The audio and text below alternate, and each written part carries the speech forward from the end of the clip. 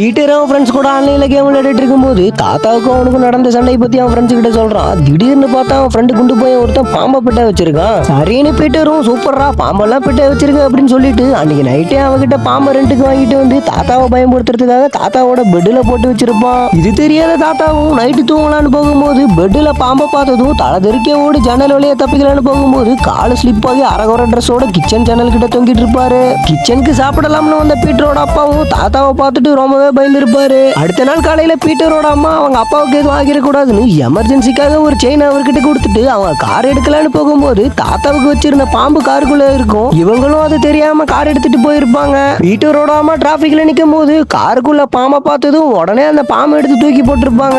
ஆனா அது டைரக்டா போய் போலீஸ்காரர் கருத்துல விழுந்திருக்கும். அப்படியே இந்த பக்கம் பார்த்தா இத்தனை வருஷமா பீட்டர் கேம்ல கஷ்டப்பட்டு கட்டி வச்ச வீட்டு எல்லாத்தையும் ஒட்டுமொத்தமா தரமட்டமாக்கி இருப்பாரு தாத்தா. இதுக்கு மேல விட்ட ரொம்ப ஓவரா போயிரும்னு தாத்தாவை சமாதானத்துக்காக பீட்டர் கூப்பிடுவான். ரெண்டு பேருக்கும் பேச்சுவார்த்தை சரிப்பட்டு வராதனால ஒரு கேமை சூஸ் பண்ணி யார் வின் பண்றாங்களோ அவங்க ரூம் எடுத்துட்டு தோத்து போறவங்க ஸ்டோரேஜ் ரூமுக்கு போகணும்னு முடிவு எடுத்துருவாங்க. த்ரோபால் கேமோட முடிவுல ரெண்டு டீமோட பாயிண்ட்ஸ் ஈக்குவலா இருக்கிறத பார்த்த நடுவரும் மேட்சை டிரான்னு சொல்லி முடிச்சிருப்பாரு.